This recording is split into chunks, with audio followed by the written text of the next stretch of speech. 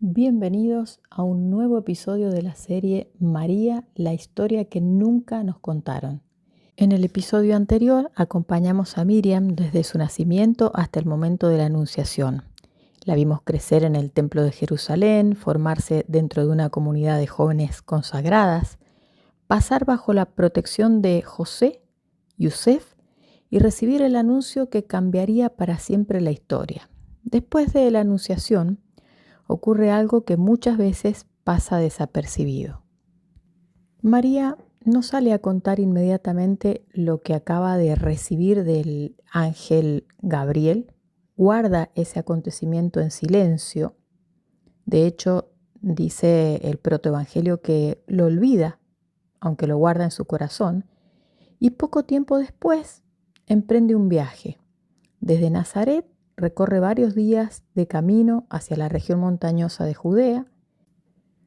Su destino es la casa de Isabel. Y aquí aparece un detalle muy interesante, ya que desde hace siglos solemos escuchar que Isabel era la prima de María. Sin embargo, los textos más antiguos solamente hablan de una pariente, de alguien perteneciente al mismo linaje familiar. En hebreo, la palabra que mejor expresa ese vínculo es querobá, una pariente cercana, quiere decir, alguien que está unido por la sangre y por la pertenencia a una misma familia. Esa es la palabra que se utiliza. El texto nunca sintió la necesidad de precisar más, quizás porque el parentesco biológico no era lo verdaderamente importante. Lo importante era que ambas pertenecían al mismo pueblo, compartían la misma esperanza y aguardaban el cumplimiento de las antiguas promesas de Israel. Pero todavía hay otro detalle. El nombre de Isabel, Elisheva, significa Dios es mi juramento o Dios permanece fiel a su promesa. Y ese nombre ya aparecía en el Antiguo Testamento porque así se llamaba también la esposa de Aarón, el primer sumo sacerdote de Israel, el hermano de Moisés. No sabemos si el evangelista pretende recordarnos esa antigua figura, pero resulta llamativo que Isabel pertenezca precisamente a una familia sacerdotal. Su esposo, Zacarías, ejercía el sacerdocio en el templo de Jerusalén. María, en cambio, aparece vinculada a la casa de David, al linaje de David. Entonces el encuentro comienza a adquirir otra profundidad. No solamente se encuentran dos mujeres, sino que se encuentran dos grandes corrientes de la historia de Israel, la tradición sacerdotal y la tradición mesiánica. Y en este contexto, Isabel también estaba viviendo un milagro, ya que después de muchos años sin poder tener hijos, había concebido un niño. Su nombre sería Yohanán o Juan, y ese nombre significa Dios ha mostrado su gracia. Fíjense qué hermoso. Elisheva, Dios es fiel a su promesa, y Yohanán, Dios ha mostrado su gracia, la promesa, la gracia. Dos nombres que ya cuentan una historia incluso antes del nacimiento de Juan el Bautista. Pero hay algo más. Cuenta el Corán en la Sura 3, Ale Imran, aparece un relato en esta surá muy poco conocido en Occidente. Dice el Corán, María vive consagrada al servicio de Dios y Zacarías, que era el esposo de Isabel, queda como su protector o tutor espiritual dentro del templo. Cada vez que Zacarías entra al lugar donde la niña Mariam oraba, el mihrab, que no es exactamente una habitación, sino es como un espacio reservado para la oración y el retiro dentro del templo, encuentra junto a ella provisiones y alimentos que nadie le había llevado. Entonces ocurre este diálogo y Zacarías le dice sorprendido a María, Mariam, ¿de dónde viene todo eso? Y ella responde, viene de Dios. Dios provee a quien quiere sin medida. El Corán agrega que fue precisamente al contemplar ese misterio cuando Zacarías recupera la esperanza y vuelve a pedirle a Dios un hijo, a pesar de su avanzada edad y de la esterilidad de Isabel. Poco después recibiría el anuncio del nacimiento de Yahya, a quien nosotros conocemos como Juan el Bautista. Y esto me resultó muy interesante compartirles porque tanto en la tradición cristiana como en la tradición islámica, Mariam aparece vinculada a Zacarías, o a la vida del templo, a la oración, a la pureza y a una intervención divina que abre lo imposible. Y entonces el encuentro con Isabel ya no parece un episodio aislado, sino que parece formar parte de una red de tradiciones antiguas donde María, Isabel, Zacarías y Juan están unidos por una misma corriente espiritual. María llega entonces a la casa de Isabel y ocurre una de las escenas más hermosas de todo el Evangelio.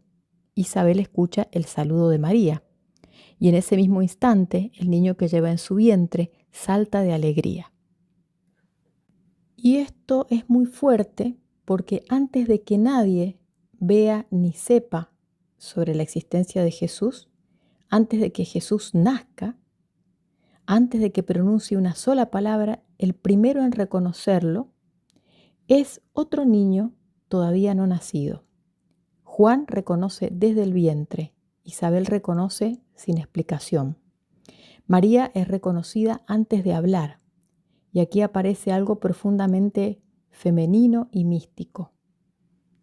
La presencia, la vibración, la intuición, el reconocimiento de otra mujer. Isabel, llena de espíritu, pronuncia entonces una de las frases más repetidas de toda la tradición cristiana. Bendita tú eres entre las mujeres y bendito el fruto de tu vientre. Pero lo más impresionante no es solamente esa frase. Lo impresionante es que Isabel lo sabe antes de que María se lo explique. Lo impresionante es que Isabel lo sabe antes de que María le hable, le cuente absolutamente nada de lo que le había sucedido.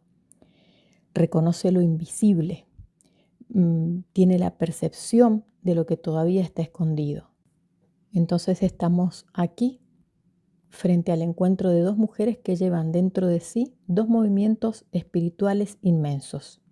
Isabel lleva a Juan, el último profeta de la antigua alianza, el que preparará el camino, el que anunciará que algo nuevo está por comenzar, y María lleva a Yeshua, a Jesús, la conciencia crística naciendo en el mundo. Entonces, si miramos esta escena desde una lectura simbólica, Isabel representa la antigua conciencia llegando a su plenitud, la promesa madura, el linaje sacerdotal, la espera de Israel, la voz profética que todavía pertenece al mundo antiguo.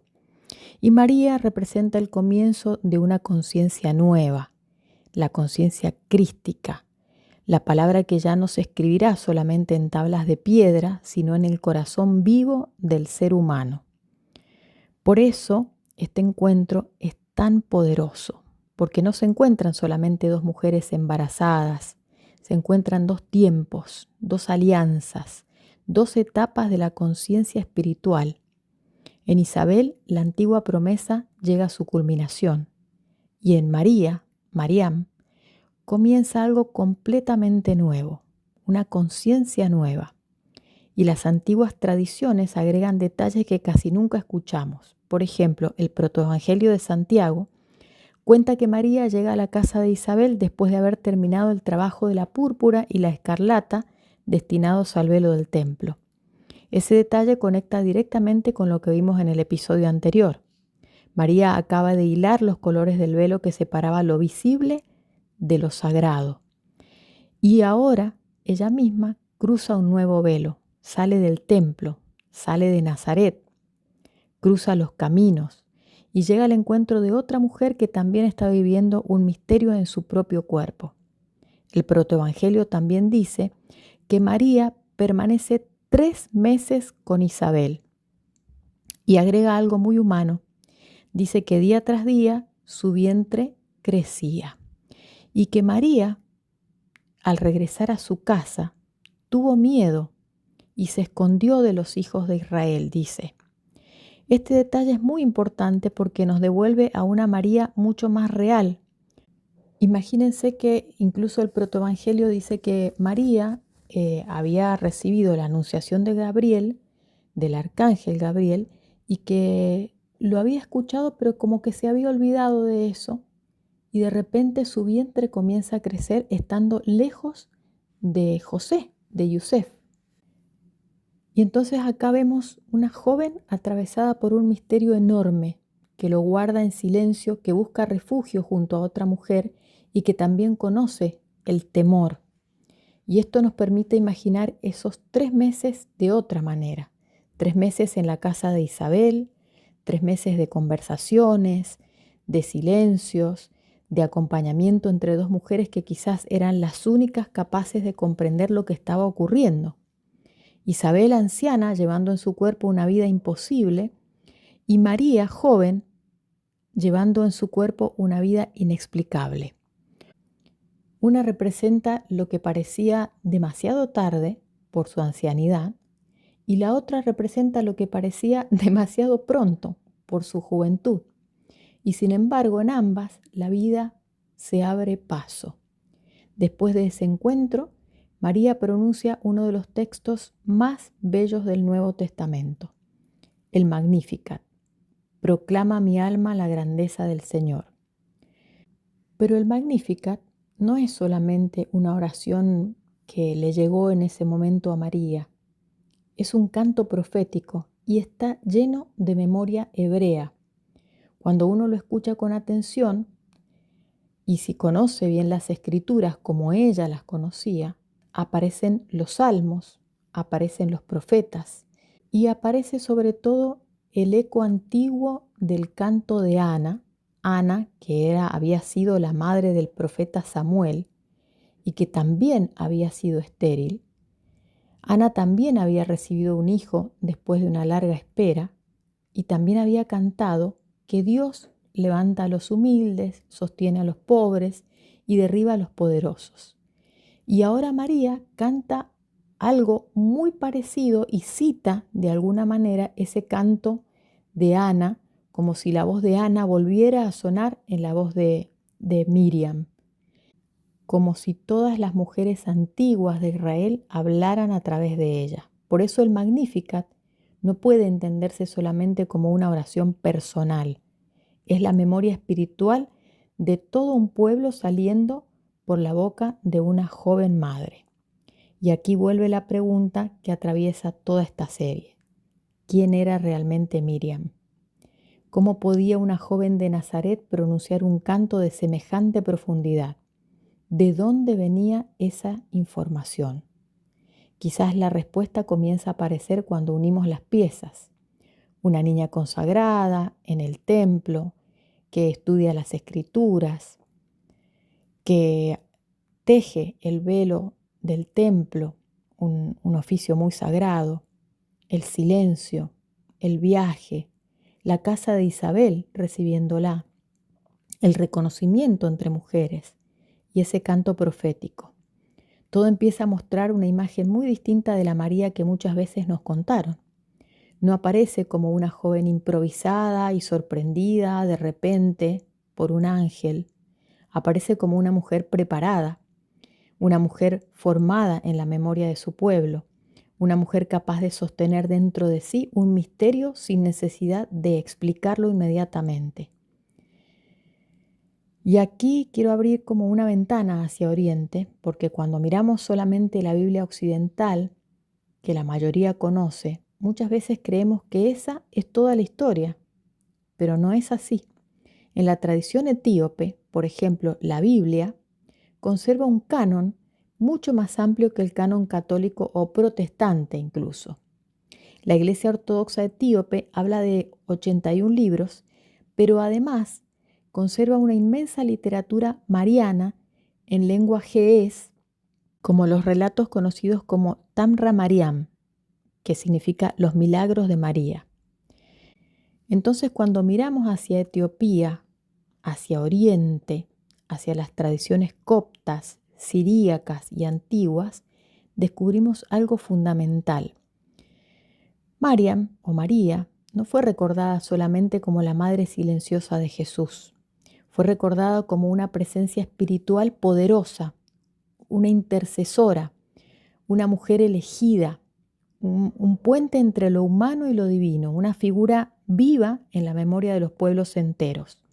En otra serie vamos a hablar sobre específicamente este libro que se llama Los Milagros de María, porque es muy hermoso y cuenta unas historias muy hermosas sobre María aún después de su desaparición física en la tierra.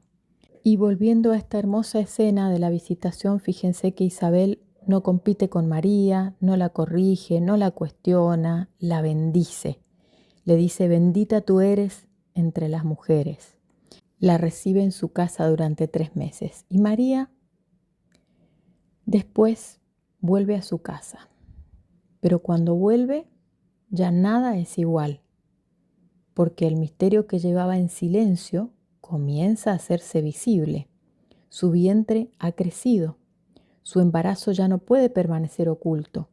Y mientras María estuvo 3 meses en la casa de Isabel, hubo alguien que todavía no sabía nada, alguien que había recibido la responsabilidad de protegerla. Alguien que, según las antiguas tradiciones, no era simplemente un joven esposo enamorado, sino un hombre mayor, viudo, con hijos, con responsabilidades, elegido como custodio. Ese hombre era José, Yusef. Y cuando María regrese, Yusef tendrá que enfrentarse a una noticia que no puede comprender. Pero esa será la historia de nuestro próximo episodio. Nos encontramos allí para seguir descubriendo la historia que nunca nos contaron. Si te gustó este episodio y los anteriores que puedes volver a ver, nos gustaría que dejaras tu comentario y lo compartieras con las personas que te gustaría que tuvieran esta información. Un abrazo enorme para todos.